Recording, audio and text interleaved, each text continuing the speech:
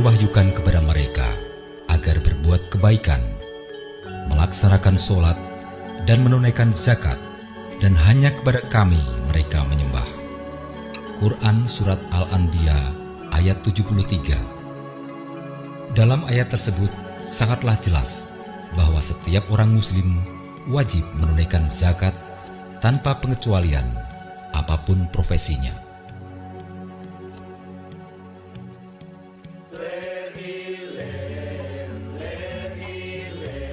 Basnas Kota Yogyakarta merupakan lembaga yang dibentuk untuk tujuan efektivitas dan efisiensi pengelolaan zakat serta meningkatkan daya guna dan hasil guna zakat.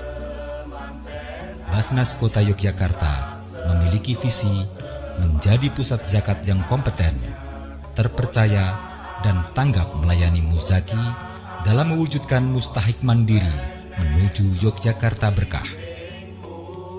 Dalam bekerja, Basnas Yogyakarta menjunjung tinggi nilai takwa, sidik, fatonah, amanah, dan tablik.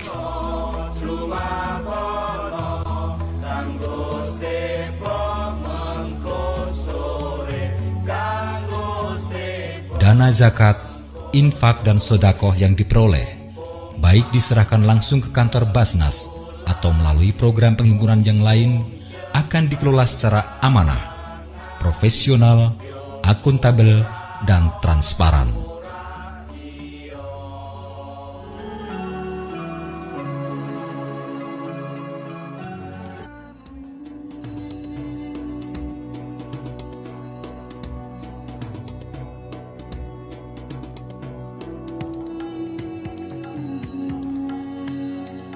Program Jogja Takwa merupakan program untuk meningkatkan pemahaman, penghayatan, dan pengamalan agama Islam. Dengan program ini, dana zakat yang terhimpun didistribusikan kepada santri yang tidak mampu guna bantuan subsidi jariah atau SPP, TKA, TPA, dan Madrasah Diniyah atau SD.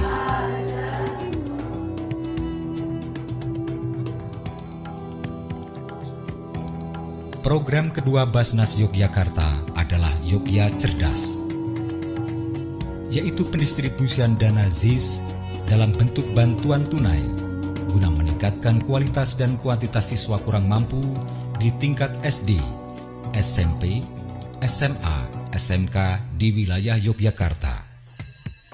Selain itu, bantuan pembiayaan selama 1 tahun juga diberikan kepada 20 mahasiswa produktif di wilayah Yogyakarta yang nantinya akan membantu pengelolaan rumah pintar yang diselenggarakan oleh Basnas.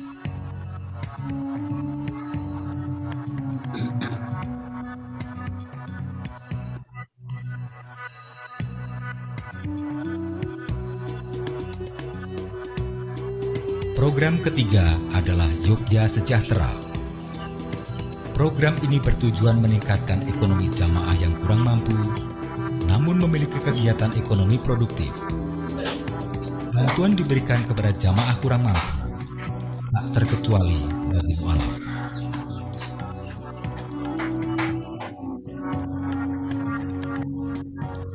Selain membantu, Basnas Kota Yogyakarta juga mendampingi beberapa lembaga panti asuhan untuk bisa produktif dan mendidik santrinya untuk belajar berwirausaha, dengan harapan dapat menjadi bekal kemandirian bagi para santrinya kelak ketika dewasa dan lepas dari panti asuhan.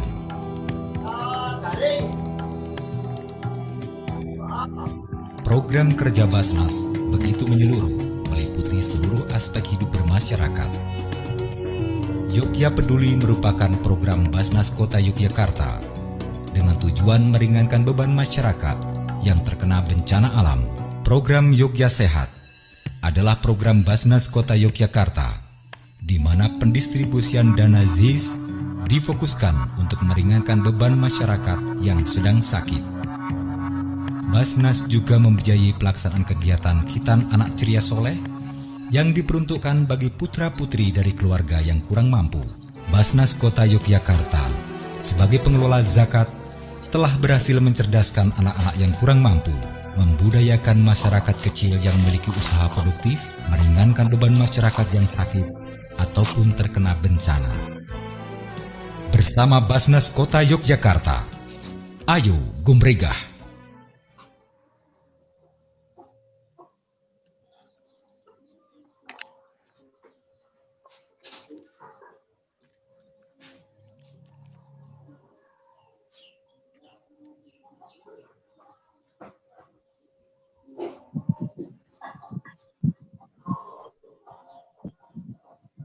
Assalamualaikum Pak Iwan.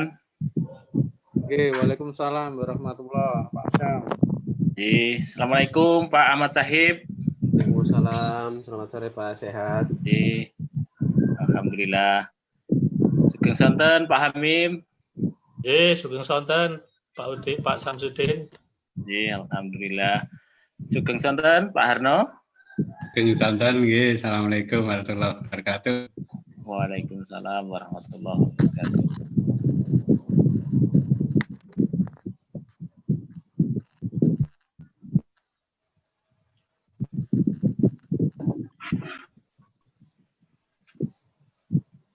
Alhamdulillahirrabbilalamin.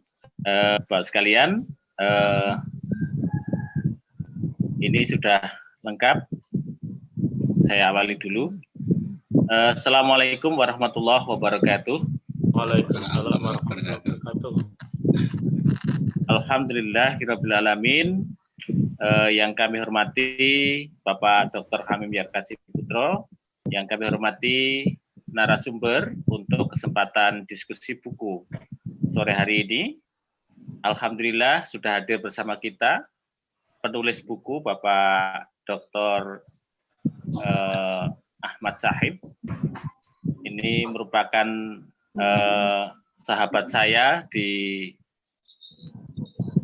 zaman perjuangan, dan hari ini kita akan bersama-sama nanti akan mendiskusikan tentang bagaimana kekuasaan dan moralitas, dan ini tentunya sangat-sangat menarik untuk kita diskusikan. Yang selanjutnya Bapak Dr. Suharno MSI. Beliau adalah dosen di FIS UNY. Juga nanti akan bergabung dengan kita Bapak Profesor Muhammad Kirzin. Beliau guru besar di UIN Sunan Kalijaga, tepatnya di Fakultas Usuluddin dan juga Pemikiran Islam. Dan pemandu kita yang sudah menjadi ikon untuk diskusi buku, Mas Iwan Setiawan. Marilah kita awali terlebih dahulu untuk diskusi buku ini dengan basmalah bersama-sama. Bismillahirrahmanirrahim. Selanjutnya mungkin barangkali untuk mengawali, saya silakan Pak Hamim untuk bisa memberikan tanggapan awal. Monggo. Assalamualaikum warahmatullahi wabarakatuh. Waalaikumsalam warahmatullahi wabarakatuh. Segenap narasumber, Mas Dr. Ahmad Saide, penulis, kemudian Mas Dr. Suharno, Prof. Muhammad Kirzin, Mas Iwan Setiawan, serta rekan-rekan yang sudah hadir, ada Bu Asnavia, ada Pak Suyono, dan lain-lain. Ini karena Pak Harno dosen UNY, saya Pak Samsudin juga alumni dari UNY. Ini ada cerita dulu ketika IKIP Yogyakarta mau jadi UNY, itu kan katanya Rektor UGM pada itu Pak Sukanto itu usul yang penting namanya jangan ayam wuruk. Nanti kalau ada Universitas Gajah Mada, sebelahnya ada Universitas Hayam Wuruk. Nanti kalau sowan harus tidak bisa sejajar gitu. Nah, jadi tema kita kan persoalan kekuasaan, persoalan moralitas.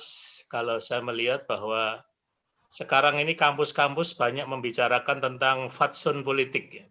Politik yang bermoral.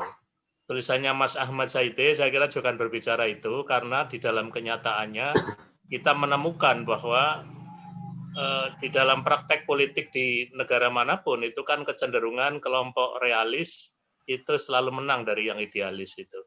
Tapi ada orang yang mengatakan sekarang katanya realis maupun idealis semuanya kalah oleh yang punya media dan sebagainya. Nah, tapi sekali lagi saya kira buku ini akan berbicara tentang rambu-rambu bagaimana aksen politik yang seharusnya dimiliki oleh mereka yang terjun di dunia politik maupun yang praktisi maupun yang akademisi. Saya kira kesempatan yang paling bagus ini kampus memberikan sumbangan yang sangat besar kaitannya dengan kondisi tarot bangsa yang perlu ada solusi, maka kajian ini mudah-mudahan memberikan sedikit kontribusi terhadap penyelesaian semerawutnya kehidupan berbangsa dan bernegara kita. Terima kasih. Assalamualaikum warahmatullahi wabarakatuh. Waalaikumsalam warahmatullahi wabarakatuh. Ya, terima kasih Pak Hamim atas apresiasi awalnya untuk kesempatan diskusi sore hari ini. Bapak Ibu yang berbahagia, saya kira yang kita angkat sore hari ini akan selalu relevan dan akan menjadi sebuah catatan untuk kita bersama. Untuk selanjutnya saya silakan pada pemandu kita, Mas. Diskusi buku sore hari ini. Waktu dan tempat saya persilakan. Monggo. Oke, Assalamualaikum warahmatullahi wabarakatuh. Waalaikumsalam. Terima kasih Mas Syamsuddin atas waktunya. Yang kami hormati Pak Dr. Hamim Yarakasi Putro. Yang kami hormati penulis bukunya Mas Ahmad Saide PhD. Yang kami hormati dua penanggap Profesor Dr. Muhammad Hirzin, Magister Agama, dan Pak Dr. Suharno MSI. Ini buku yang menarik berkaitan dengan kekuasaan dan moralitas. Tentu saya baca sekilas di resensi ini, buku ini bicara berkaitan dengan ya kekuasaan presiden, mungkin SBY, mungkin juga sedikit Jokowi berkaitan dengan moralitas ya sebuah politika. Sebenarnya kalau kita bicara berkaitan dengan ini tentu ada konteks di masa sekarang. Nah, walaupun mungkin ceritanya di masa lalu, tapi kita bisa ngambil hikmah. Nah, saya akan membawakan acara memoderasi ini dengan beberapa sesi. Sesi yang pertama nanti pembukaan, sesi yang kedua nanti penyampaian isi buku dari Pak Ahmad Saide. Yang ketiga nanti dua tanggapan dari Prof. Hirzin juga Pak Dr. Suharno. Habis itu nanti ada diskusi. Berkaitan dengan diskusi ini, bagi jamaah Zoomiyah yang ikut Zoom pada kali ini bisa mengetikkan pertanyaan di chat. Nah, kalau nanti tidak di chat boleh di sesi diskusi, tetapi untuk chat ini bisa sebagai wahana untuk bertanya. Marilah untuk diskusi pada sore ini kita buka dengan baca basmalah. Bismillahirrahmanirrahim.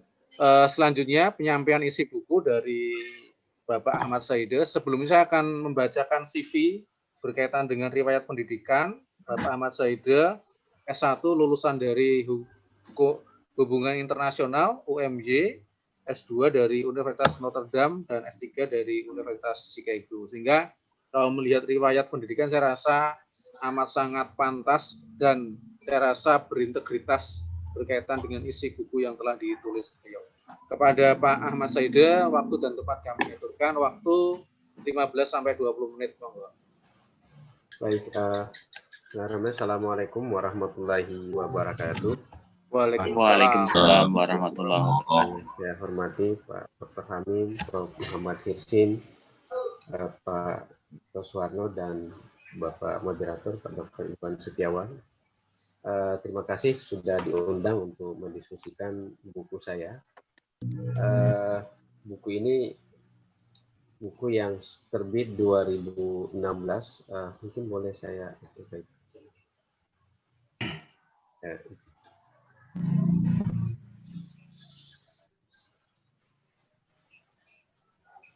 apa sudah kelihatan PowerPoint-nya?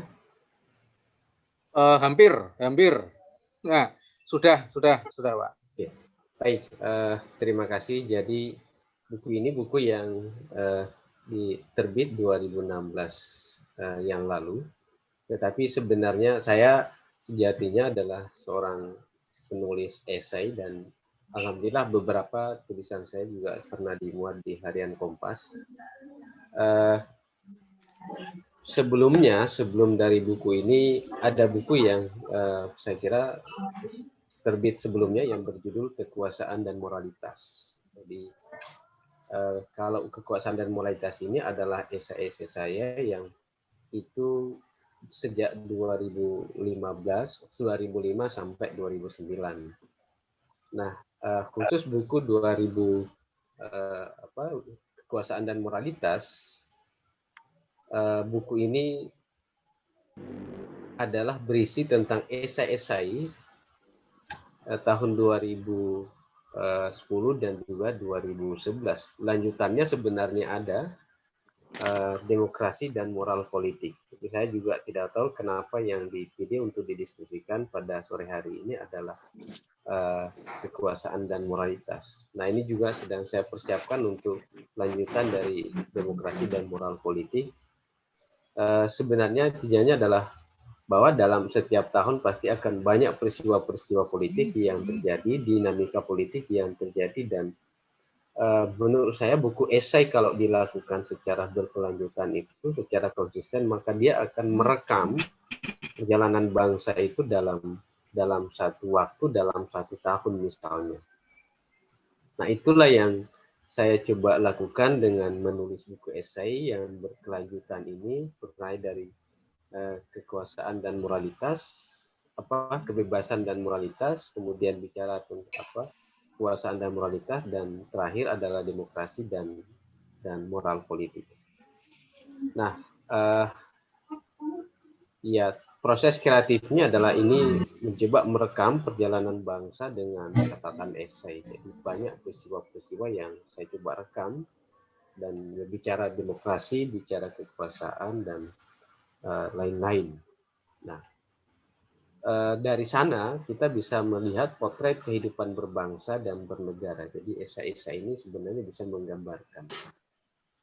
Dan umumnya bicara tentang dinamika politik, meskipun beberapa sebenarnya yang campurannya, misalnya ada esai-esai yang, karena saya orang HI, hubungan internasional, maka tentu juga banyak melihat, memotret peristiwa-peristiwa politik global. Nah, buku ini terdiri dari dua bab. Bab satu adalah esai-esai pada 2010 dan esai-esai 2011.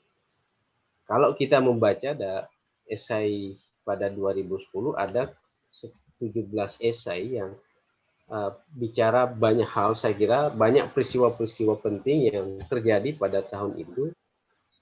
Salah satunya peristiwa yang banyak diberitakan pada tahun itu adalah kasus Gayus HP Tambunan itu, dan itu saya kira kita bicara dengan kekuasaan dan moral politik.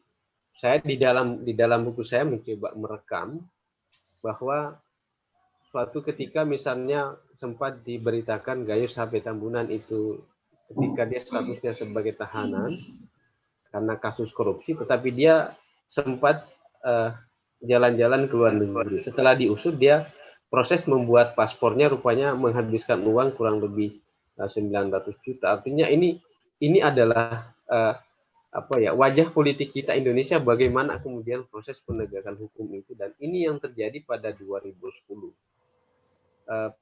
Peristiwa-peristiwa yang lain saya kira juga beberapa tercatat, dan di dalam buku ini yang jelas bahwa memang salah satu tokoh utama dalam buku ini, terutama 2010, adalah bagaimana kemudian permainan politik SBY misalnya, itu banyak saya potret yang sangat banyak, dalam bahasa buku saya adalah sangat banyak kemudian memainkan politik citra gitu. Jadi itu yang saya coba rekam dalam buku ini, Demokrasi dan Kekuasaan dan Moralitas. Jadi esai-esai 2010 banyak berbicara, terutama itu adalah terkait dengan Gayus HP Tambunan itu, dan juga misalnya demokrasi yang ada judul Demokrasi Setengah Hati, ya, karena dulu saya ingat Anies Mata misalnya bahwa demokrasi itu seperti orang yang tinggal di dekat rel kereta api. Jadi orang yang pertama sekali misalnya rumahnya tinggal di dekat rel kereta api, setiap ada kereta yang lewat pasti dia akan terbangun. Tapi lama kelamaan dia kemudian sudah terbiasa dan bisa tidur nyenyak dengan situasi seperti itu. Nah, demokrasi bisa dilihat seperti itu, dan saya kira ini juga masih bisa kita lihat hari ini. Banyak misalnya orang yang mengatakan kita berdemokrasi tetapi kemudian tidak terbiasa dengan kritik, sehingga ketika ada suara-suara kritis itu bisa dibungkam. Dan saya kira bukan hanya pada zaman SBY, sekarang kita juga melihat fenomenanya sudah mulai ada tanda-tanda seperti itu. Dan ini yang saya coba rekam dalam esai saya, itu ada 17 pada 2010. Kemudian esai 2011, saya kira tokoh utamanya ya masih SBY, dan ya salah satu berita yang paling banyak disorot pada tahun itu adalah saya kira kasus Nasaruddin, dan itu juga terkait dengan SBY, juga terkait dengan Demokrat, dan itu tentu bicara terkait dengan kekuasaan dan etika. Jadi bicara tentang itu. Dalam buku ini sebenarnya sudah memprediksi bahwa ya Demokrat sudah mulai tergerus karena kemudian politik citra yang dimainkan oleh SBY kemudian tidak bendung bagaimana dinamik bobroknya misalnya partai Demokrat yang dipimpin oleh SBY. Di satu sisi dia mengatakan akan turun tangan langsung itu memerangi korupsi, tetapi justru di tubuh Demokrat sendiri kemudian aktor-aktor utama dari korupsi yang banyak disorot pada tahun itu, Nasaruddin, Angelina Sonda, kemudian Andi Malarangin, dan ada Anas Urbaningrum. Nah, ini yang dalam buku saya Demokrasi dan kekuasaan dan moralitas banyak menyorot itu. Jadi peristiwa-peristiwa politik yang terjadi pada 2010-2011 itu coba untuk saya rekam di dalam buku ini. Nah, saya ngasih judul kekuasaan dan moralitas memang saya ambil dari esai yang terakhir yang berjudul terkait dengan ya kekuasaan dan moralitas. Banyak yang coba saya ambil contoh. Ya kita tahu misalnya ketika dulu Bill Clinton presiden Amerika Serikat, dia terkena kasus dengan Monica Lewinsky di Gedung Putih, dan juga yang pada ketika Perdana Menteri Italia Silvio Berlusconi menjadi Perdana Menteri, juga dia terkenal sebagai Perdana Menteri yang ya hobi main seks, dan itu juga mempengaruhi terhadap reputasi politiknya. Dan itu saya coba kombinasikan melihat di Indonesia, kita pada saat itu kita banyak melihat, banyak menonton berita bahwa ternyata di parlemen itu pernah ada terkuak berita anggota dewan itu ketika sedang sidang di parlemen itu mereka sedang nonton film porno, dan juga ada beberapa tokoh-tokoh politik yang yang itu perilaku politiknya itu sebenarnya melanggar etika dan moral, baik itu dalam perilaku sosial dan terutama sebagai tokoh. Nah, ini yang saya coba potret dalam peristiwa 2010-2011 dalam buku ini. Maka kekuasaan itu intinya adalah bagaimanapun juga seorang tokoh politik itu, misalnya kita melihat di Amerika Serikat, di Italia, tetap ketika ada persoalan etika moral ketika dia sebagai pemimpin yang dia abaikan, maka itu tentu akan berdampak terhadap penerimaan publik terhadap kepemimpinannya dia, atau kemudian legitimasi politiknya. Nah, ini yang saya coba rekam dalam buku yang berjudul Kekuasaan dan Moralitas. Jadi mencoba merekam peristiwa yang terjadi pada 2010-2011, tetapi buku ini bisa kita gunakan untuk membaca apa yang terjadi pada hari ini. Misalnya dalam buku ini sudah saya singgung bahwa sejak pada era SBY sebenarnya wacana untuk membubarkan Komisi Pemberantasan Korupsi itu sudah ada. Itu itu Marzuki Ali waktu itu sebagai ketua DPR dari Partai Demokrat sudah melemparkan wacana untuk membubarkan Komisi Pemberantasan Korupsi. Dan kita lihat bahwa hari ini pada zaman SBY adalah memang Komisi Pemberantasan Korupsi tidak dibubarkan, tetapi dia semakin lemah posisinya. Jadi kira-kira itu poinnya yang bisa saya sampaikan terkait dengan isi dari buku yang berjudul Kekuasaan dan Moralitas. Mungkin itu yang bisa saya sampaikan. Terima kasih atas waktunya dan saya kembalikan kepada moderator. Billahi taufiq wal hidayah. Assalamualaikum warahmatullahi wabarakatuh. Oke, terima kasih Pak Dr. Ahmad Saide. Beliau menyampaikan bahwasanya buku ini bicara berkaitan dengan konteks politik tahun 2010-2011. Tentu itu berkaitan dengan pemerintahan Susilo Bambang Yudhoyono, Presiden SBY.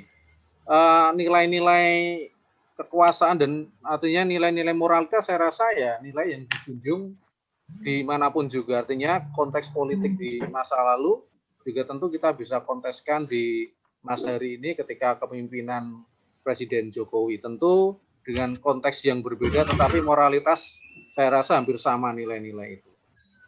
Selanjutnya untuk meramaikan diskusi pada sore hari ini ada dua narasumber yang akan menanggapi. Monggo, yang pertama kepada Bapak Dr. Suharno, beliau dosen dari Universitas Negeri Yogyakarta. Monggo kepada Pak Suharno, waktu dan tempat kami aturkan.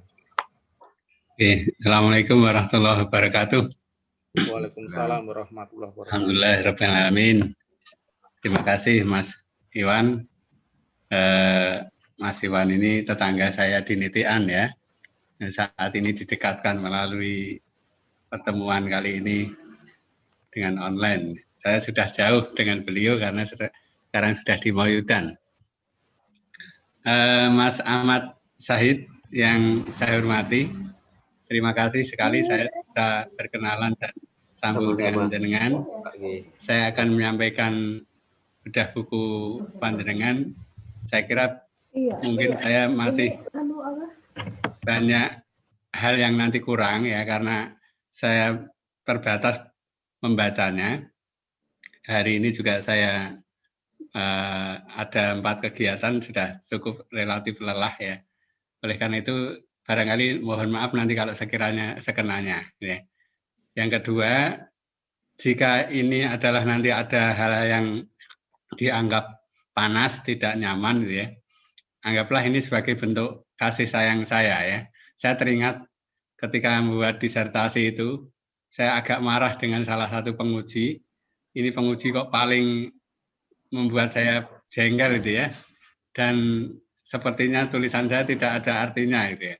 Tapi saya baru tahu sekarang ya, bahwa justru atas kritikan salah satu penguji saya itu, tentang konflik saat itu, kebijakan terkait dengan konflik, justru sekarang menjadi pisau analisis saya dalam membuat penelitian-penelitian.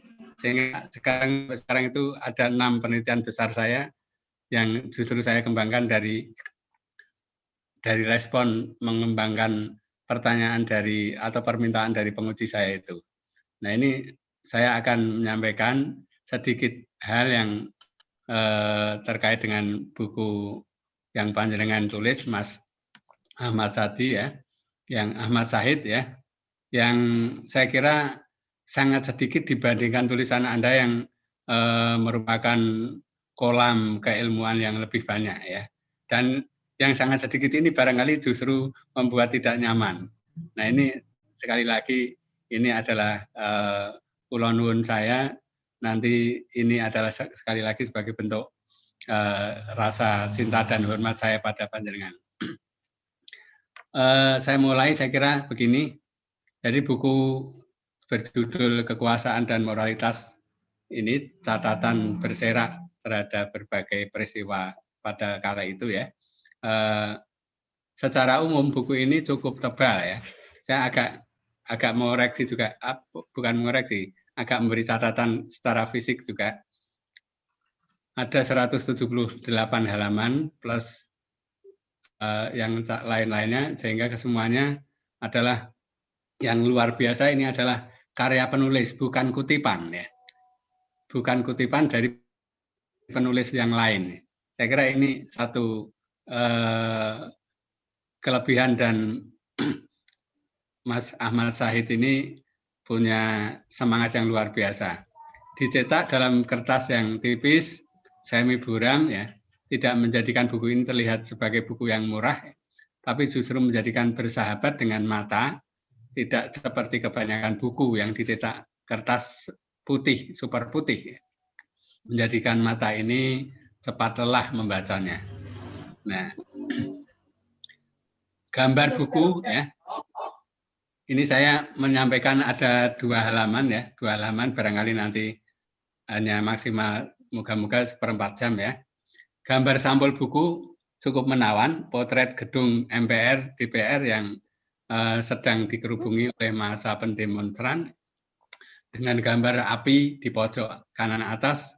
Dugaan kuat ini adalah salah satu foto dari peristiwa menjelang akhir kekuasaan Soeharto yang dilabeli dengan gerakan reformasi. Di bagian bawah sampul ada sederet gambar Presiden Republik Indonesia pertama sampai ke-6 yang terjepit di sebuah mesin ketik. Gambar sampul ini mungkin punya maksud filosofis tersembunyi, tetapi apapun itu tidak tergambar dalam keseluruhan isi buku ini. Jadi ini memang masih menimbulkan rasa ingin tahu yang lain. Kemudian judul buku ini cukup mengundang rasa ingin tahu, kekuasaan dan moralitas.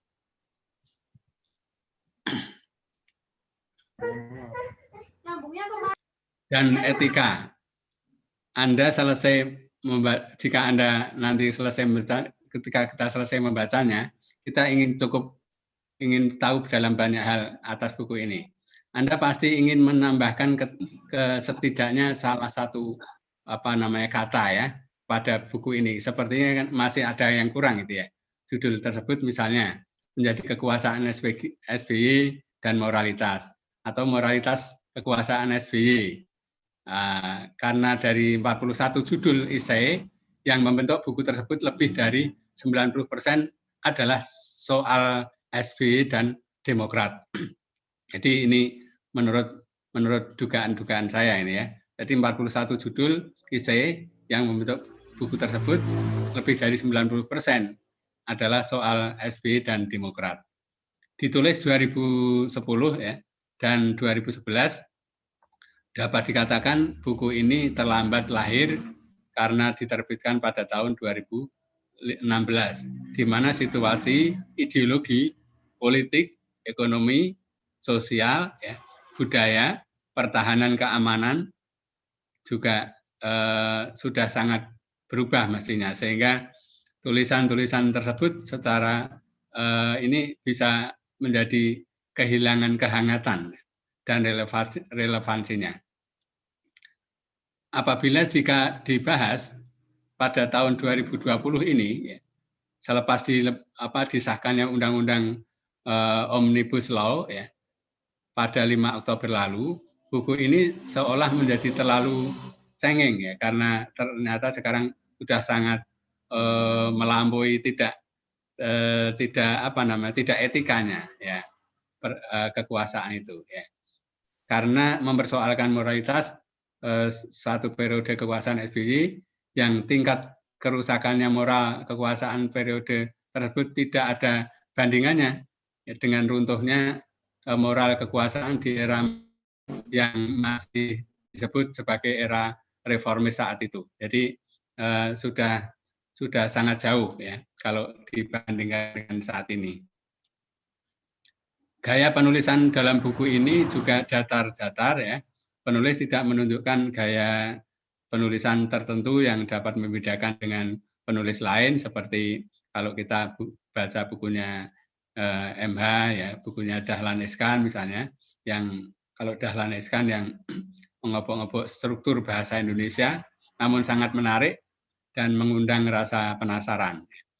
Nah, di sisi materi penulisan, Walaupun secara umum judul-judul yang diterapkan, yang diterakan cukup menarik, minat, namun ternyata isinya tidak begitu menawarkan secara sesuatu yang baru, ya, yang baru. Tidak ada sesuatu yang out of the box, ya.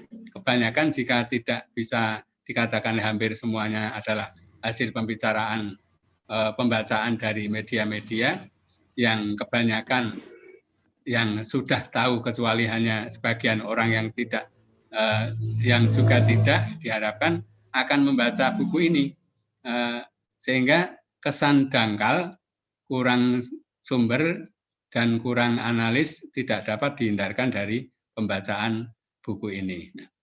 Namun ya demikian yang perlu diapresiasi, ya, saya kira ini sesuatu yang luar biasa, Mas Ahmad Syahid ini. Penulis adalah kemauan untuk meramu berbagai bahan menjadi sebagai tulisan yang pure merupakan karyanya sendiri. Ini yang luar biasa saya kira, menjadi karyanya sendiri, bukan kutipan-kutipan, ya. Banyak penulis sekarang kan kutipan-kutipan banyak orang gitu, ya, sehingga dari penulisnya sendiri itu terlalu sedikit. Nah ini berbeda, Mas Ahmad Syahid ini luar biasa dalam hal itu. Dan sebagaimana diketahui dari tentang tentang penulis isai yang digabungkan dalam buku ini ditulis saat masih menempuh pendidikan serata S2, yang dikonsentrasikannya adalah kajian Timur Tengah, ya. Itu hal yang seperti ini menjadi sangat luar biasa. Tidak banyak yang dapat diintisarikan dari buku tersebut, saya kira, karena walaupun subjudulnya catatan berserak tentang bangsa, tulisan ini tidak benar-benar terserak, melainkan catatan kritis atas kekuasaan SBY. Ya. Jadi lebih kepada fokus banyak terhadap catatan kritis atas kekuasaan SBY. Padahal jika penulis berkenan, dan karena ketampilan di gambar sampul juga ada foto 5 presiden yang lain itu tadi, maka selayaknya potret kekuasaan kelima dari presiden itu disorot walaupun harus melalui pendekatan sejarah atau historis. Jadi terlepas kekurangan dan kelebihannya dalam buku ini, formula Lord Action, ya, tentang kekuasaan nampaknya masih sangat relevan dari apa yang Mas Syahid kemukakan. Kekuasaan itu cenderung disalahgunakan, tetapi kekuasaan absolut pasti disalahgunakan. Penyalahgunaan kekuasaan adalah suatu amoralitas yang dapat menyengsarakan rakyat, ya. Ini supaya diulang-ulang, ya, menyengsarakan, ya, bukan mensengsarakan, menyengsarakan rakyat, dan bahkan bisa berujung punahnya suatu bangsa. Oleh karena itu konsep negara demokratis dengan ide rule of the law, ya, wajib tetap dipertahankan dan dijaga, di mana seluruh kekuasaan tunduk takluk pada hukum sebagai panglimanya, dan kekuasaan dalam melaksanakan polisi negara dapat senantiasa diawasi dan diadili. Saya kira itu catatan sekelumit saya yang barangkali sekali lagi karena saya terbatas kemudian menjadi tidak bening membacanya, tidak luas kolam keilmuannya seperti Mas Ahmad Syahid, saya mohon maaf sekali. Terima kasih. Assalamualaikum warahmatullahi wabarakatuh. Waalaikumsalam warahmatullahi wabarakatuh. Terima kasih Pak Dr. Suharno MSI. Gimana saya ingin buat dua kesimpulan dari apa yang disampaikan oleh Pak Harno. Yang pertama, dimanapun juga kekuasaan itu akan menuju absolut. Artinya kalau kekuasaan itu tidak dikontrol. Yang kedua, bahwasanya konsep kekuasaan demokratis itu memang harus diperjuangkan. Dan yang ketiga, memang menegakkan hukum itu adalah sesuatu yang paling penting berkaitan dengan penegakan kekuasaan. Nah, selanjutnya, penanggap yang kedua adalah Profesor Dr. Muhammad Hirzin, dosen Fakultas Usuluddin dan Pemikiran Islam UIN Sunan Kalijaga. Kepada Prof. Hirzin, Prof. Muhammad. Monggo waktu dan tempat kami aturkan 15 sampai 20 menit. Monggo Prof. Assalamualaikum warahmatullahi wabarakatuh. Waalaikumsalam warahmatullahi wabarakatuh. Muhammad Hirsin, siapa Saide? Oh Saide. Oh ya, terima kasih Pak Iwan Setiawan, Mas Ahmad Zaidi, Pak Suharno, Pak Hamim, Pak Samsudin, dan para hadirin di webinar yang saya hormati. Ya, pertama terima kasih kepada Yayasan Air Baswedan yang memberikan kesempatan saya untuk bergabung di dalam bedah buku ini. Karena beberapa waktu lalu saya diminta untuk bergabung bedah buku, tapi karena waktunya yang tidak bisa kompromi, maka kali ini saya bisa bergabung. Terima kasih. Nah, dari judul buku ini, ya Mas Ahmad Zaidi, mungkin sedikit atau banyak catatan saya pada permukaan hampir sama dengan Pak Suharno, tapi mudah-mudahan ini jadi bisa menjadi perhatian oleh bagi penulis, dan juga latar belakang komentar-komentar saya antara lain juga karena saya suka buku dan saya menulis sejumlah buku dan saya mempertimbangkan dari cover dari penerbit misalnya begitu ya, cover gitu ya, karena di satu sisi sampul itu memang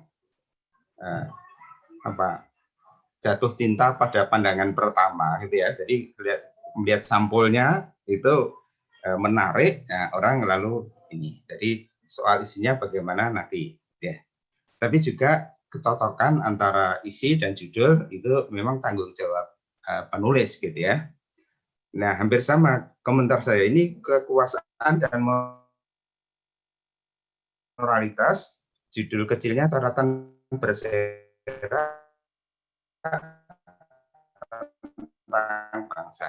Ini harus saya evaluasi atau day to day atau berurutan gitu ya. Jadi kalau begitu mestinya bukan catatan berserak, tapi catatan harian seorang pengamat, gitu ya. Ini bukan berserak ini karena urut, saya lihat urut sampai yang terakhir adalah judulnya yang diangkat ini menjadi kekuasaan dan moralitas. Yang kedua tadi di komentari juga bahwa ini memang catatan harian pengamat politik era atau ya ini esai tahun 2010 dan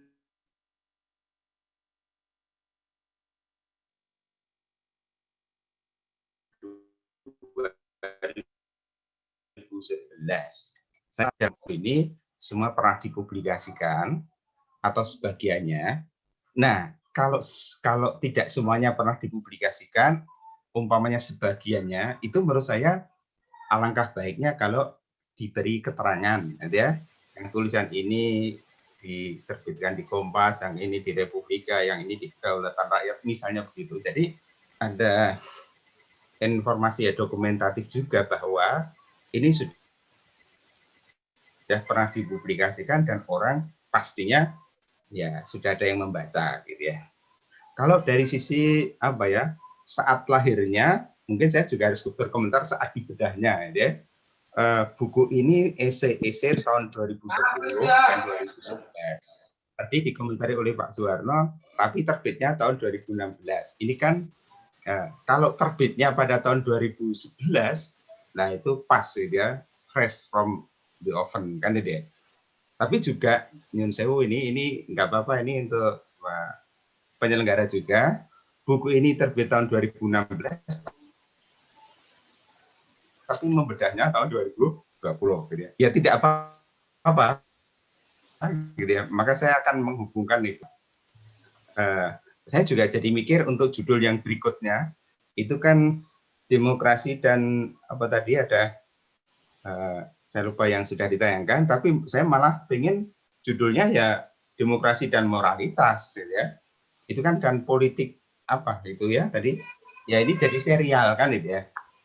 Tapi saya malah mengangankan karena ini serial gitu ya. Ya lebih kurang memang namanya ini style atau alternatif menyusun buku. Kalau ini adalah disusun, ini kan esai-esai ya tadi ya, seperti catatan harian atau asosiasi saya ini seperti catatan pinggirnya Gunawan Muhammad di Tempo yang berurutan begitu ya. Itu kalau itu diurutkan kan jadinya menjadi catatan ini. Dan juga asumsi saya ini kan juga perlu ada reasoning ya, mengapa ini kumpulan catatan 2 tahun kan gitu ya.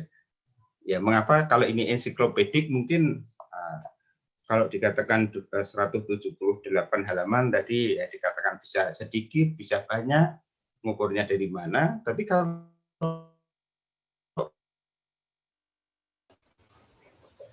catatan ini kalau kita bandingkan dengan catatan pinggirnya Gunawan gitu ya. Maksudnya ini digabung gitu ya, karena apa ya? Jadi menurut saya itu lebih ini kan menurut pengamatan saya ini lebih dokumentatif gitu ya, dokumentatif dan ensiklopedik, sehingga sifatnya itu lebih memang seperti apa ya, referensi gitu ya, sehingga bukan bacaan harian, bukan bacaan apa ya, ini kan bukan bacaan populer bukan ini, tetapi lebih dokumentatif sejauh yang nanti misalnya edisi yang berikutnya juga kronologis. Dek, nanti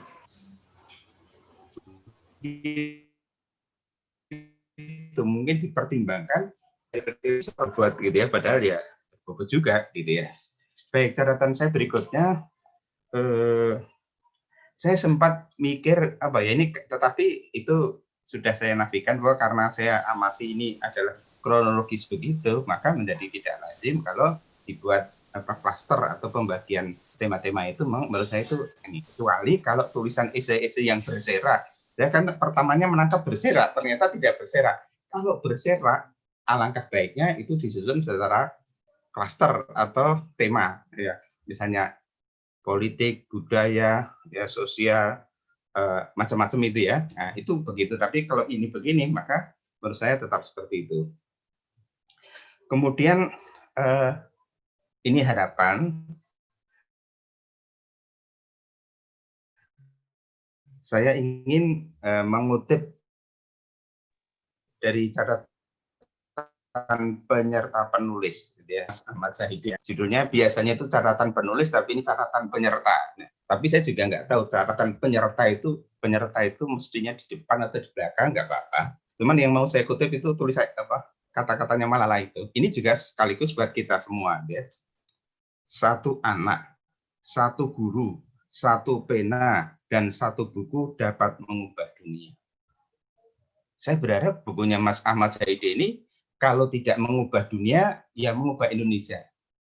Kalau tidak mengubah Indonesia, ya mengubah pemerintah RI yang sekarang ini.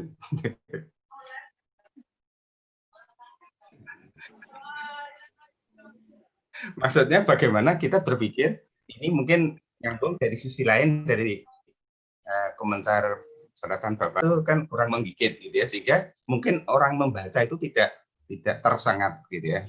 Yang paling tersengat barangkali SBY dan gengnya ketika itu gitu ya.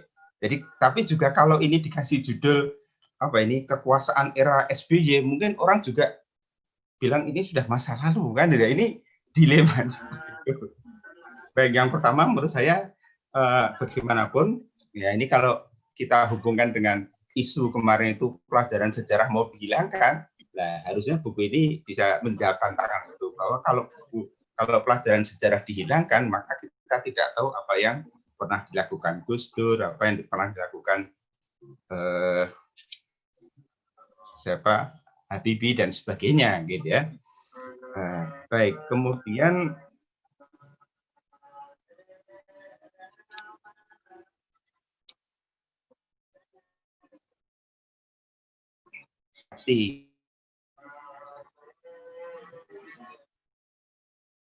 ini bukanlah kaum terdidik yang duduk di atas menara gading, ia harus turun mengambil peran untuk membawa perubahan keluar sebagai agent of change, gitu ya.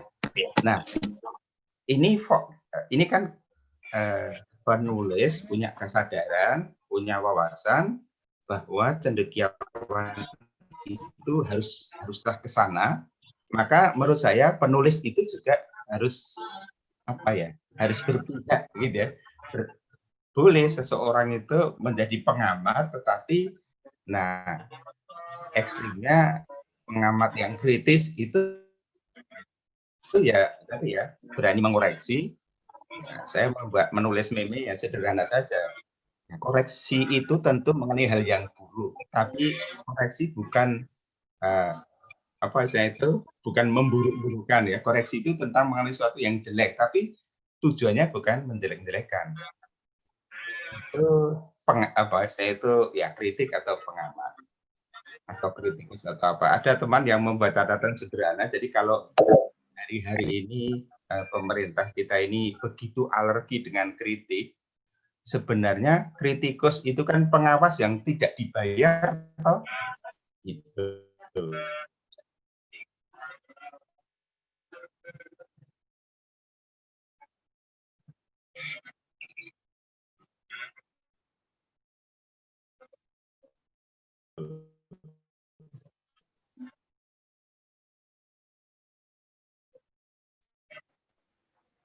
Pengawas yang tidak dibayarkan, tulisan kita itu sendiri juga mestinya menggugah ke arah sana, ya. Tadi gayanya siapa? Bosnya Jawa Pos begitu, gayanya Gunawan Muhammad begitu, gayanya Rizal Ramli begitu, ya, dan lain-lain, masing-masing punya gaya. Harapannya orang membuka buku tanpa mengetahui siapa penulisnya itu, orang akan merasakan, oh ini tulisannya Mas Ahmad Saidi, kan itu. Jadi punya track mark tersendiri. Kemudian saya lihat di sini untuk apa ya?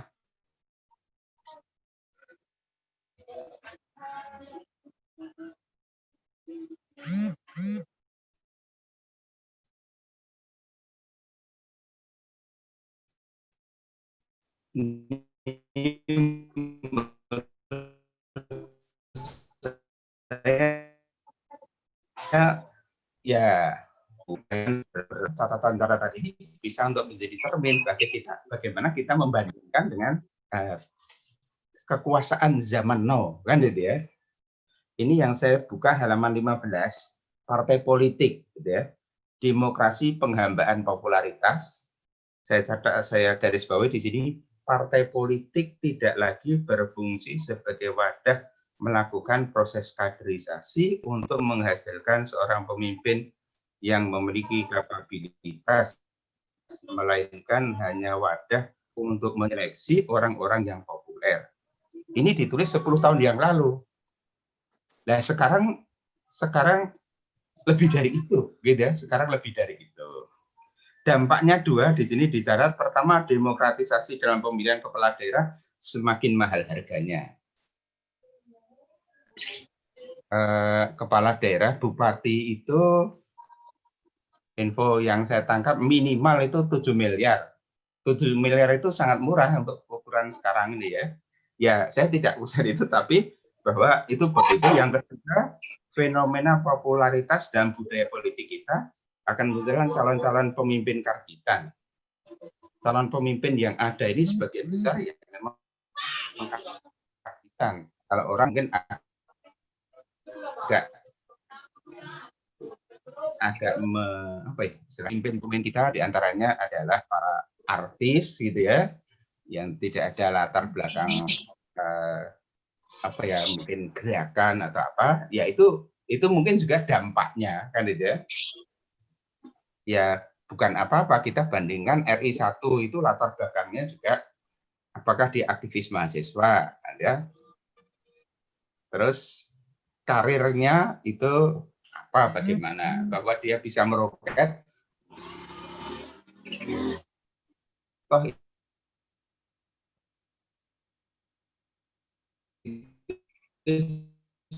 juga ada tim yang terakhir menutup ini. Semula saya mencari-cari ya judul ini, barangkali ada judul di dari antara isi ternyata memang ada ini, dan ini judul yang terakhir, kekuasaan dan moralitas. Ini menurut saya tetap aktual, ya. Jadi catatannya di sini, sekuat apapun seseorang, ia bisa saja terjatuh bila ia mencoba, ya, dalam kata bermain-main dengan moralitas. Di pentas dunia kita tentu mengenal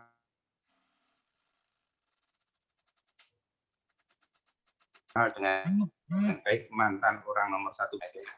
Apakah kita juga membicarakan Bung Karno itu juga terkait dengan moralitas? Itu terlepas dari itu, terserah. Tapi saya kira diskusi kita ini, membedah buku ini juga ada pesan untuk konteks kekinian, gitu ya. Peringatan bagi siapa saja bahwa moralitas itu harus dijunjung tinggi.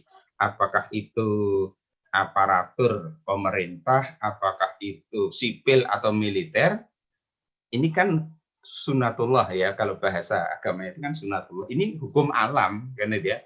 Sama dengan tadi, kekuasaan itu cenderung korup, lebih besar kekuasaan,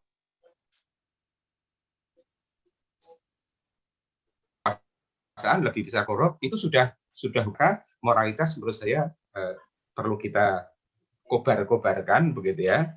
Ya, termasuk catatan paling akhir mungkin teman-teman, ini kan apa ya, catatan dari sisi lain ya, dari sisi lain bagaimana aktivis kami yang dipermalukan, ditayangkan dengan diborgol, paling tidak kita membaca catatan dari SIDI dan kemudian ditimpali oleh Pak Rizal Ramli itu, gitu ya. Mereka itu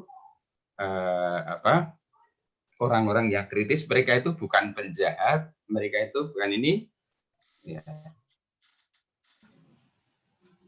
Yang koruptor saja tidak diborgol, ini beda ya, seperti dikatakan oleh Habibie juga, bahwa penjara itu bukan untuk orang yang beda aliran politik, kan itu penjara itu untuk para penjahat, dan orang yang kritis terhadap pemerintah itu bukan penjahat. Harusnya pemerintah itu terima kasih kepada kami huruf besar semua ya. Terima kasih. Assalamualaikum warahmatullahi wabarakatuh. Waalaikumsalam warahmatullahi wabarakatuh. Terima kasih Profesor Muhammad Firzin atas penyampaiannya. Saya mencatat berkaitan dengan sisi moralitas atau nilai-nilai utama di dalam politik, itu Prof. Firzin menyampaikan bahwasannya ya kritik itu adalah pengawas yang tidak dibayar, sehingga memang ketika demokrasi dikritik maka sebenarnya nanti akan terjadi keseimbangan gitu, karena demokrasi juga butuh dikoreksi sehingga demokrasi ini menjadi sehat. Saya rasa itu salah satu nilai utama di dalam moralitas di dalam berpolitik. Selanjutnya sesi diskusi berkaitan dengan tema ini, bagi Bapak dan Ibu yang ingin bertanya, ingin menanggapi ataupun ingin memberi masukan berkaitan dengan buku yang ditulis oleh Bapak Ahmad Sahide ini, monggo dipersilahkan. Bisa chat, bisa menuliskan, ataupun bisa langsung juga bisa. Bagi yang ingin langsung saja bisa meng-unmute untuk Sonya, lalu selanjutnya bisa memperkenalkan diri. Monggo kepada Bapak dan Ibu, waktu masih cukup untuk sesi diskusi.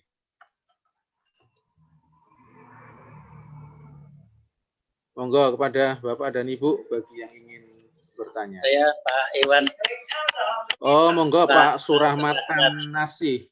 Ya. Monggo langsung aja Bapak. Ya. Monggo Pak. Assalamualaikum warahmatullahi wabarakatuh.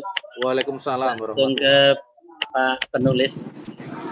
Saya terus terang belum membaca buku ini, tapi judulnya saya tertarik karena mengaitkan kekuasaan dan moralitas. Saya ingin menanyakan dorongan atau motivasi terkait dengan penulisan buku atau judul ini, karena di situ saya melihat ada energi besar kalau bisa melihat motivasi dari penulis. Matur. Assalamualaikum warahmatullahi wabarakatuh. Waalaikumsalam warahmatullahi wabarakatuh. Monggo bagi yang ingin bertanya yang kedua dipersilakan. Langsung ada meng-unmute dan langsung bertanya. Monggo. Assalamualaikum. Waalaikumsalam warahmatullahi wabarakatuh. Monggo, Mas, bisa memperkenalkan diri. Ya, terima kasih Pak Moderator. Saya Ryuzen Prajatuala dari UIN Raden Intan Lampung.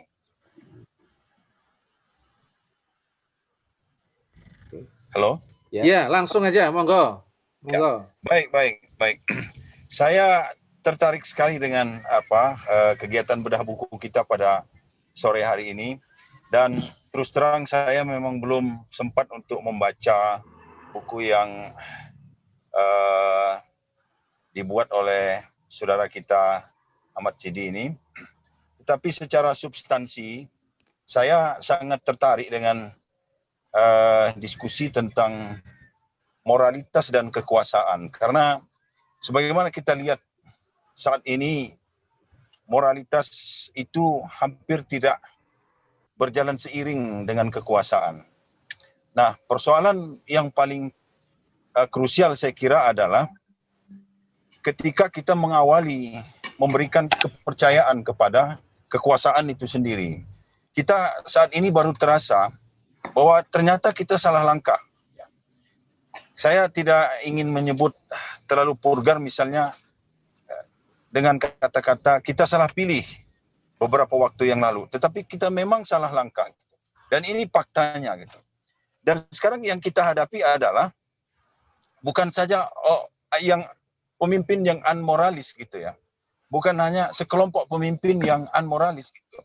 Tapi sekelompok pemimpin yang sesungguhnya sudah terlepas dari akar memikirkan nasib berbangsa dan hidup bersama gitu dalam satu komunitas yang disebut dengan Negara Kesatuan Republik Indonesia gitu.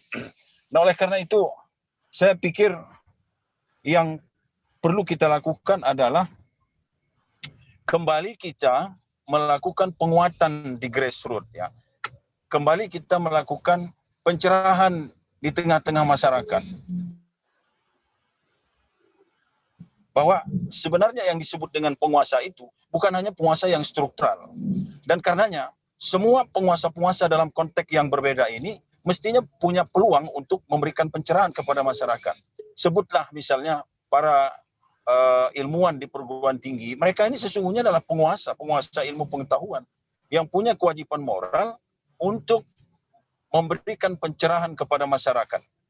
Nah, sekarang ini satu hal yang ingin saya tanyakan baik kepada saudara Ahmad Sidi yang punya karya dan juga kepada para narasumber yang lain tadi. Apa yang harus kita lakukan sebagai komponen intelektual kampus ini? Ya, jangan sampai kita terjebak pada kita terjebak pada suatu sikap yang tidak jelas. Kita ada di mana ini? Karena sesungguhnya kita tidak mengenal sikap netral sebetulnya. Nah, sikap netral itu tidak ada. Dalam agama kita juga tidak ada sikap netral itu. Hanya ada dua sikap, surga atau neraka. Tidak ada sikap netral itu. Tidak ada persinggahan antara surga dan neraka, itu tidak ada. Bahkan dunia ini memang dipersiapkan untuk ke salah satu. Nah, oleh karena terima itu, kasih Pak Ryuzen sudah menangkap kami. Ya. Terima kasih. Assalamualaikum warahmatullahi wabarakatuh. Waalaikumsalam warahmatullahi wabarakatuh. Bagi yang ingin bertanya masih ada satu lagi, monggo dipersilahkan, satu orang. Nanti saya bacakan pertanyaan, nanti saya sampaikan ke ketiga narasumber. Satu penanya, monggo dipersilakan kalau ada yang ingin. Kalau enggak, saya akan membacakan ada 3 penanya. Yang pertama dari Pak Rahmat Nasih. Beliau bertanya langsung kepada Pak Ahmad Saide berkaitan dengan tujuan tema dengan buku yang ditulis Kekuasaan dan Moralitas. Apa sebenarnya inti dari penulisan ini? Yang kedua, ini dari Bapak menarik sekali ini, Bapak Ryuzen Prajatuala dari YAIN Raden Intan. Beliau menyampaikan bahwasanya hari-hari ini perlu ada penguatan civil society di akar rumput ya. Artinya bagaimana masyarakat bawah itu tidak berpikir bahwasanya kalau bicara kekuasaan itu hanya mungkin presiden saja, tetapi juga kekuasaan yang bawah dan mulai meningkatkan kesadaran bermasyarakat. Maka pertanyaan sederhana, kayak ini saya rasa juga semuanya dari lembaga pendidikan tinggi, apa yang bisa dilakukan oleh pendidikan tinggi berkaitan dengan urusan civil society atau mengontrol kekuasaan ini. Yang ketiga dari Ibu Asnavia, mungkin juga bagi ketiga narasumber, langsung aja beliau bertanya bagaimana tingkat moralitas penguasa sekarang atau istilahnya mungkin tingkat moralitasnya pada kekuasaan SBY juga di masa sekarang. Mungkin bisa memberi pembedaan ini masa ini dan masa dulu itu yang membedakan apa. Demikian dari tiga penanya ini. Langsung saja saya mintakan urut aja seperti yang pertama kepada Pak Ahmad Saide, yang kedua kepada Pak Dr. Suharno, yang ketiga kepada Prof. Muhammad Hirzin. Waktu ya antara 4 sampai 5 menit. Monggo kepada Bapak. Baik, terima kasih Pak Iwan atas waktunya dan juga Pak Suharno dan Prof. Hirzin atas masukannya. Jadi mungkin sebelum saya jawab tadi ya memang ini adalah buku yang saya tulis 2010-2011. Waktu itu saya proses S2. Tapi sambil menjawab bahwa saya sejak semester awal di S1 UMB itu sudah mulai terbiasa menulis dengan teman-teman kampus, kemudian di organisasi yang mengajarkan untuk menulis. Sehingga tradisi menulis itu saya teruskan sampai hari ini. Dan betul saya dulu sering membaca catatan pinggir dari Gunawan Muhammad, dan itu menjadi salah satu inspirasi saya untuk mencoba merekam perjalanan bangsa itu dengan esai. Karena misalnya dari buku ini kita bisa tahu bahwa ternyata pada tahun 2010-2011 ada peristiwa ini yang terjadi. Dan ini kan penting untuk kita ingat. Supaya kita tidak jatuh ke lubang yang sama sebenarnya kalau kita membaca sejarah itu. Jadi bahwa perbedaan saya juga merasakan bahwa dari 3 buku yang tadi saya coba tampilkan itu saya merasakan betul ada perbedaan dari gaya menulis. Jadi mulai ke waktu kebebasan dan moralitas, kemudian kekuasaan dan moralitas, dan demokrasi dan moral politik, itu saya melihat dan merasakan ketika membaca kembali ketika buku saya itu ada perbedaan gaya dalam menulis. Jadi ya karena buku yang demokrasi dan moral politik itu saya tulis ketika saya proses S3, jadi tentu akan berbeda cara menguraikannya meskipun esai, dan alhamdulillah itu saya teruskan sampai sekarang. Jadi sekarang sedang proses untuk lanjutan buku keempat itu demokrasi dan mahkota politik. Tentu dia sudah banyak pada tokohnya, sudah pada Jokowi dan saya kira isu-isu terkini. Jadi dorongannya adalah mencoba merekam perjalanan bangsa itu paling tidak dengan saya mencatat, menulis esai, merespon dinamika yang terjadi setiap tahun itu. Kita membaca buku itu, kita bisa mengetahui bahwa pada tahun sekian itu ada peristiwa ini yang terjadi, dan menurut saya itu penting. Itu bisa menjadi api ingatan sejarah dalam pikiran saya. Jadi kita perlu tahu misalnya bagaimana SBY misalnya memimpin, bagaimana Jokowi memimpin, dan kita tidak bisa kalau hanya kita omongkan dari hari ke hari, itu mungkin pada saat itu kita ingat, tetapi 10 tahun, 20 tahun kemudian itu tentu kita akan lupakan lagi. Jadi menurut saya meskipun dikatakan tadi agak terlambat terbitnya, tapi menurut saya tidak terlambat terbitnya karena ini cara saya untuk mencoba merekam itu, dan itu bisa menjadi api ingatan sejarah. Jadi ketika orang membaca, dia akan tahu bagaimana kepemimpinan SBY sebenarnya. Jadi sama juga kalau kemudian kita hari ini menulis bagaimana kepemimpinan Jokowi, kan itu bisa dibandingkan gitu. Dan sambil tadi ada yang bagaimana perbedaan kepemimpinannya SBY misalnya dengan Jokowi. Kalau saya melihat bahwa SBY ya karena dia dari militer ya memang sangat sangat formil dan dia sangat mengedepankan popularitas itu, pencitraan itu sangat sangat penting gitu kan.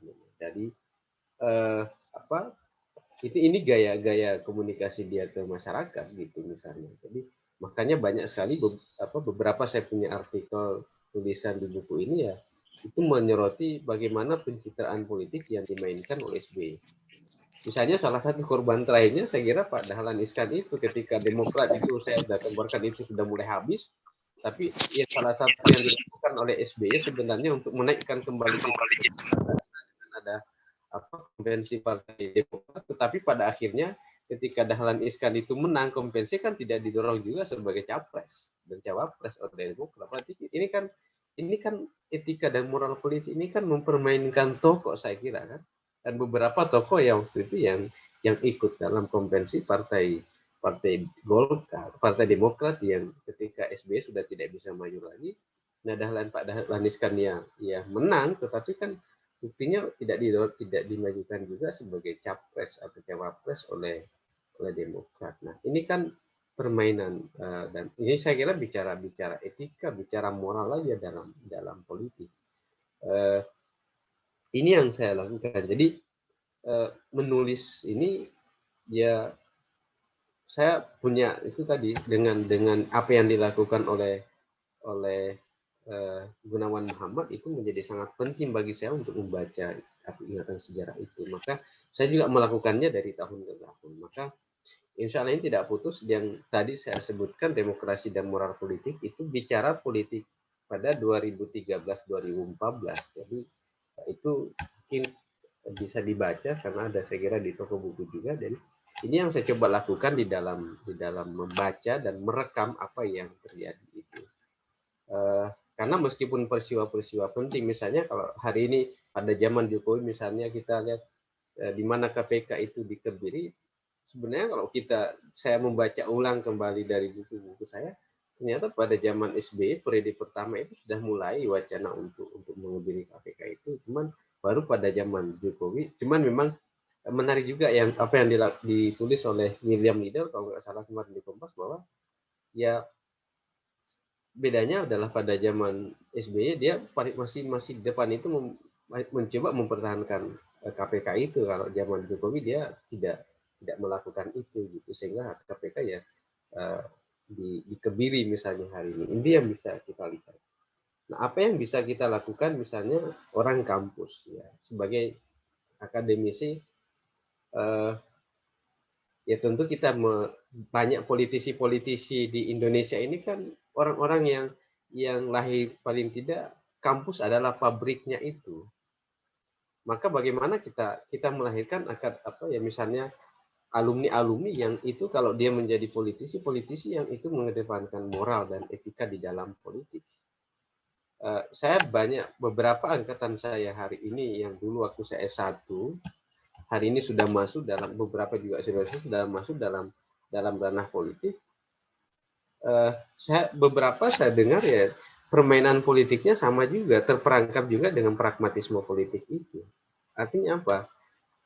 Tentang etika, tentang moral yang dipelajari ketika dia kuliah dulu itu juga tidak kuat membangun karakter dia sebagai politisi yang mampu mewarnai dinamika politik di Indonesia. Maka pertanyaan dari Pak Riusen tadi, apa yang kita lakukan? Ya kita harus fokus mendidik mahasiswa-mahasiswa kita agar kemudian tertanam karakter atau misalnya moral yang kuat di dalam dirinya, sehingga jadi apapun itu, kalau dia jadi politisi, dia menjadi politisi yang paling tidak punya karakter, punya moral yang kuat. Karena di dalam buku ini saya katakan, dulu kita sering berita misalnya, bahkan di dalam buku ini ada anggota dewan itu ketika sidang paripurna dia nonton film porno. Ini kan persoalan etika politik, ini persoalan moral kan saya kira gitu. Dan dulu ada politisi dari Golkar misalnya Yahya Saini yang itu dengan Maria Eva yang videonya tersebar di mana, ini kan persoalan. Jadi bagaimana kita melahirkan politisi-politisi yang punya karakter dan punya moralitas yang tinggi. saya kira kalau lahir politisi yang punya moralitas yang tinggi,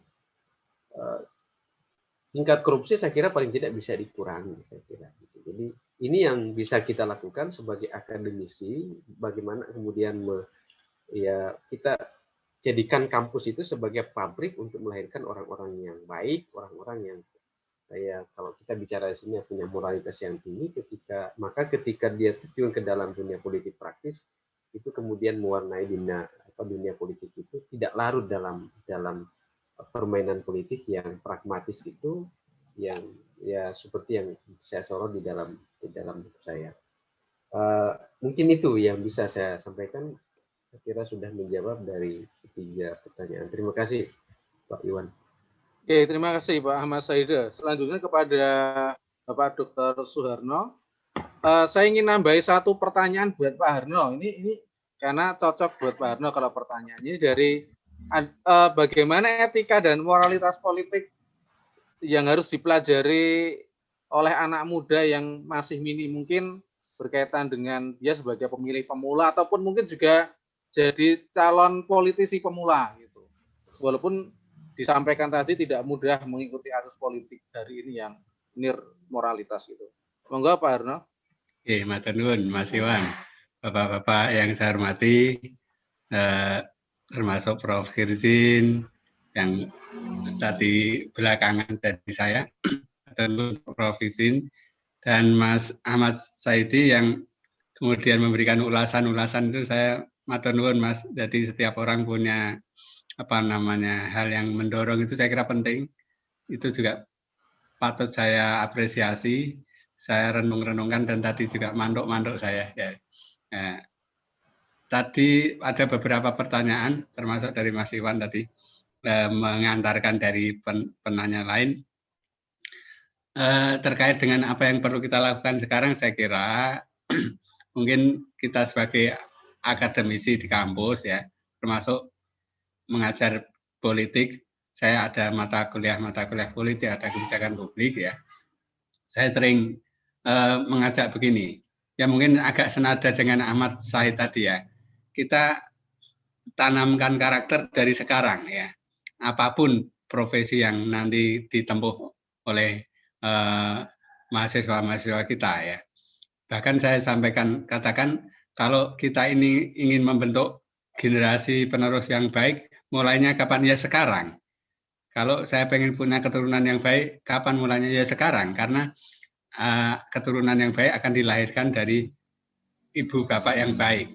Ibu bapak yang baik itu harus dibangun dari generasi yang baik, tidak tiba-tiba, tidak serta-merta instan. Ya.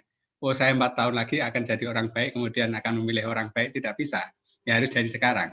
Oleh karenanya termasuk dalam berpolitik juga kita harus mulai dari bisa menanamkan, kita berperan dalam politik-politik di level kampus ya, juga tampilkan itu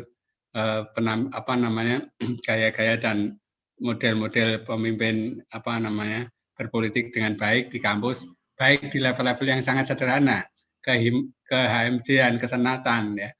Bahkan saya juga mendorong di kampus-kampus yang sedang mengadakan pemilihan pimpinan, mari kita juga mensupport untuk melahirkan generasi atau pemimpin yang baik di kampus tersebut. Sekiranya ada hal yang perlu kita inisiasi, kita lakukan.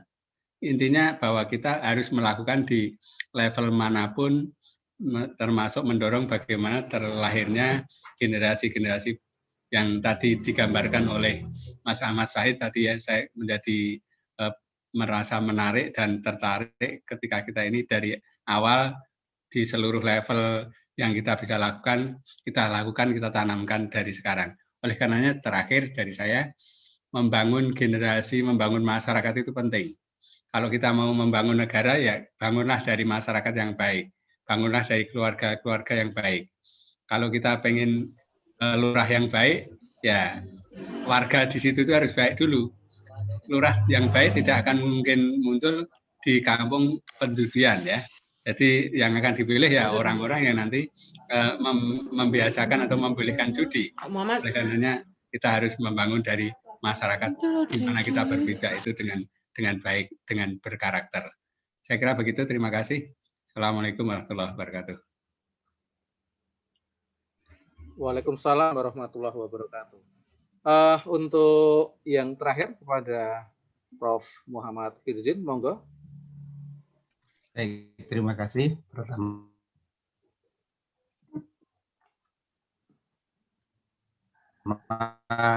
walaupun ini tidak ide atau catatan untuk Mas Ahmad Zahide. Jadi kan pemerhati atau peserta webinar ini mungkin sebagian besar memang belum sempat membaca buku panjenengan. Jadi dari judulnya ini ya, semua orang pada tertarik, gitu ya. Nah, lalu saya memberikan alternatif mungkin nanti untuk cetak ulang itu harapan dari Pak Surahmat tadi bisa ditampung dengan membuat kata pengantar, Mas Zahide, kata pengantar mengenai emosi oleh judul isi yang terakhir. Jadi frame-nya itu ibaratnya kalau apa ya? Jadi kata pengantar itu paling enggak mungkin butuh 10 halaman. Jadi orang jadi tahu. Ini juga istilahnya membingkai ya, membingkai semua papan yang ada di ini. Itu seperti itu muqaddimah ya. Kalau Ibnu Khaldun aja menulis kitab nama muqaddimah itu baru muqaddimah aja sudah satu kitab kan ya. Nah ini paling nggak saya bayangkan itu 10 halaman itu untuk mengantarkan pengantar kekuasaan dan moralitas itu ya. Jadi ada kontekstualisasi bahwa tadi saya menyebut ya kalau tadi Pak Suharno sudah menyebut juga mengenai apa ya saya itu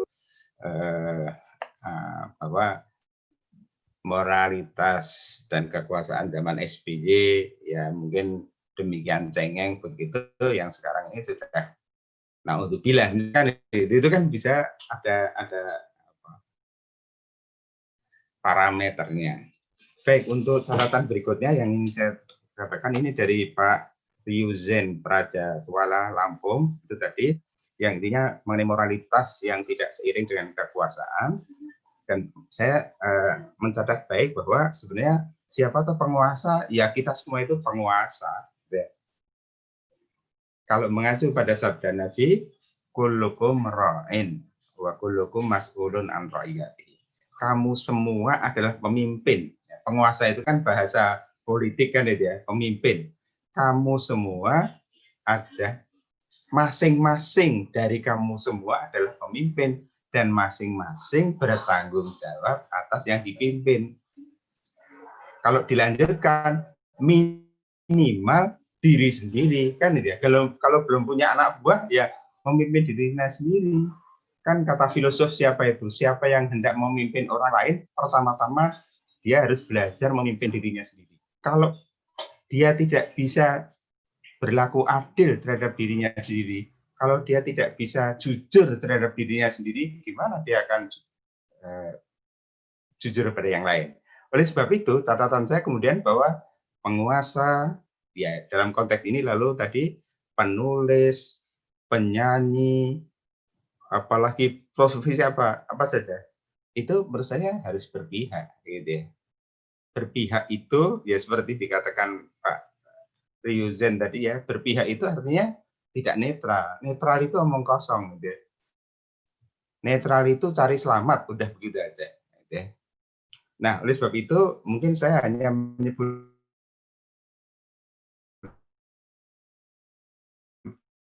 dua tokoh. Nah, karena itu penulis itu sejumlah tulisannya mengkritik tajam pemerintah. Sebagiannya memuji pemerintah, tapi dalam pujiannya itu menurut kacamata saya paling tidak teman-teman para peserta ini juga membaca bagaimana komentar catatan Pak Dahlan Iskan mengenai Omnibus Law. Pak Dahlan Iskan memuji Omnibus Law ini setinggi langit. Orang Jawa bilangnya sundul langit ya, sampai nyundul langit. Ya. Kan lalu saya bertanya, ini apa maunya? Kan gitu ya. Maunya apa? Jadi itu ya ringkasnya itu ada udang di balik batu, gitu ya. Kita tahu track record beliau dan bagaimana dengan perlistrikan nasional. Ya, itu ada dataran saya. Jadi orang punya kepentingan, bahwa punya kepentingan boleh, tapi menurut saya semangatnya penulis itu harus berpihak kepada apa ya? Berpihak kepada yang benar, gitu ya. Saya mungkin banyak belajar dari Rocky Gerung. Ketika Rocky Gerung di era Pilpres kemarin itu dituduh dia mendukung siapa? Gerindra, Pak sampai lupa yang dipilih. Prabowo. Pak Prabowo. Ya. Pak Prabowo. Ya. Argumennya bukan saya mendukung Prabowo, tetapi saya mendukung mana yang ide yang baik, kan itu. Jadi bukan parti komentari Pak Dahlan Iskan ini kadang-kadang partisan juga gitu. Nah, yang kedua yang saya catat adalah Buya Syafi'i, betapa takzim saya kepada beliau, gitu ya. Tetapi mendadak runtuh ketika beliau menulis resonansi mengenai resonansi di Republika, mengenai yang intinya Ahok tidak menista agama. Belakangan resonansi mengenai kami dan kita. Saya membuat meme, nanti mungkin barangkali bisa saya share. Ini sebagai pertanggungjawaban saya, komentar saya itu, ya banyak orang lalu ya mungkin bukan batin karena itu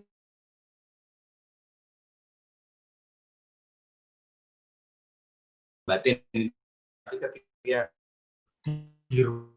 di apa namanya ngerumpi lain bahasa lainnya itu rasan-rasan itu kan, lalu orang membaca mengapa Buya Syafi'i begitu mendukung Jokowi, kan itu ya. Contohnya soal PKI, menurut Pak Syafi'i Ma'arif itu komunisme itu sudah habis. Saya bosan membincangkan komunis, gitu ya. Lah itu menurut saya, dan saya membuat meme gitu ya, menurut analisis seorang sejarawan yang tidak melihat ini. Jadi catatan saya bahwa kita itu harus punya prinsip, gitu ya. Punya prinsip itu berpihak, dan berpihak tidak lain kepada kebajikan, kepada kebenaran, gitu ya.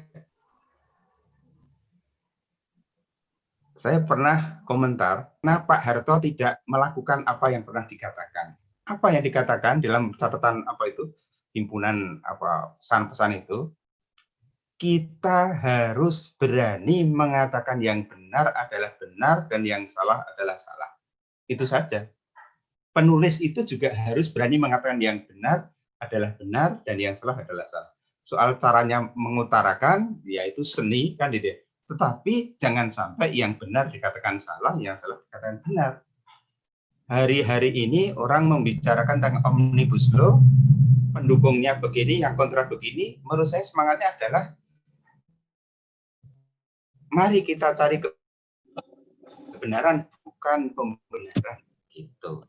Untuk yang terakhir yang Bu Asnaf ya tadi itu, menurut saya apa tadi ya, tingkat moralitas ini ekstrim ya, mungkin karena saya mau kasih nilai ini. Tingkat moralitas Presiden dan DPR kalau saya diberi hak untuk menilai dengan interval dari 1 sampai 10 itu saya memberi nilai 6. Tapi semua orang boleh menilai saya dapat nilai 2 atau 3, saya terima, gitu ya. Jadi saya berusaha untuk objektif. Komentar saya di sini, gitu ya. Silakan saja, gitu ya. Saya memberi nilai 6. Bahwa Anda nggak terima, ya silahkan Anda nilai 9 atau 10. Dan saya rela Anda nilai saya 3 juga nggak apa-apa. Atau sifar atau kosong juga nggak apa-apa. Itu bukan urusan saya. Terima kasih. Assalamualaikum warahmatullahi wabarakatuh. Waalaikumsalam warahmatullahi wabarakatuh. Terima kasih kepada 3 narasumber. Saya ingin memberikan kesimpulan dari apa yang disampaikan oleh ketiga narasumber ini dari pernyataan, bukan pertanyaan dari Mas Imam Hidayat dari di chat ini. Moralitas pemimpin di era demokrasi sesungguhnya kembali kepada pemilihnya atau rakyatnya, karena pemimpin dipilih oleh rakyatnya. Sehingga pemimpin, bagaimanapun bentuk kekuasaan yang muncul di publik sesungguhnya adalah perwujudan dari masyarakatnya. Menurut saya buku dari Mas Ahmad Saidi PhD, Kekuasaan dan Moralitas ini bicara berkaitan dengan bagaimana seorang pemikir, seorang pendidik itu mendidik masyarakatnya, dan tentu kita berkontribusi untuk mengajak kepada yang pertama dunia akademik, yang kedua kepada masyarakat juga untuk ya artinya mengedepankan moralitas berkaitan dengan urusan politik. Demikian untuk diskusi sore hari ini. Terima kasih kepada ketiga narasumber. Saya kembalikan kepada Mas Syamsuddin berkaitan dengan info-info dari yayasan dan lain sebagainya.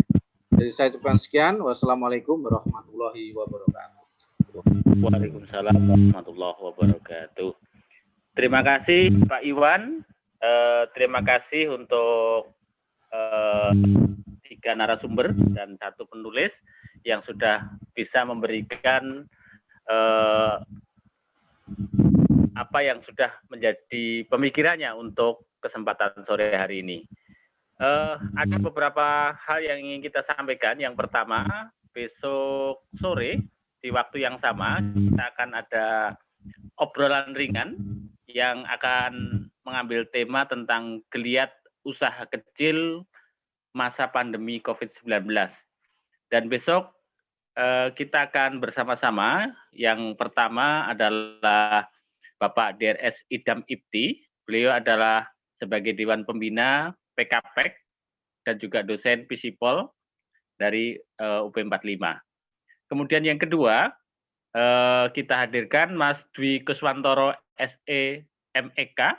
Beliau adalah Direktur Pinbuk Yogyakarta dan juga Ketua MPM atau Majelis Pemberdayaan Masyarakat Daerah Istimewa Yogyakarta. Dan yang ketiga, besok kita hadirkan juga Bapak Insinyur Kadarso, MS. Beliau adalah Wakil Dekan 2 dari Fakultas Pertanian Universitas Jana Badra. Kemudian untuk besok sore akan dipandu oleh Bapak Dr. Untoro Haryadi, MSI, dosen dari Universitas Jana Badra. Itu Bapak Ibu sekalian, informasi dari sekretariat. Ini acaranya adalah besok sore hari Sabtu jam 15.30 hingga 15 seperti ini. Kemudian Bapak Ibu sekalian, juga saya informasikan nanti hari Senin malam itu juga ada diskusi buku yang cukup menarik. Ini buku lama juga, tetapi membicarakan tentang bagaimana manajemen transformasi Indonesia. Dan ini akan kita bersama-sama. Yang pertama nanti akan hadir yaitu Bapak Profesor Dr. Baikuni, Guru Besar dari Universitas Gadjah Mada. Kemudian yang kedua Bapak Profesor Dr. Armaidi dari Tanas UGM juga. Kemudian yang ketiga Bapak Profesor Dr. Heru Kurnianto dari UMY. Kemudian yang keempat itu adalah Bapak Sudirman Said. Dan yang kelima itu adalah mantan Rektor UJB yaitu Bapak Cungki Hadianto. Beliau adalah mantan Rektor Jana Badra di tahun 2016-2018.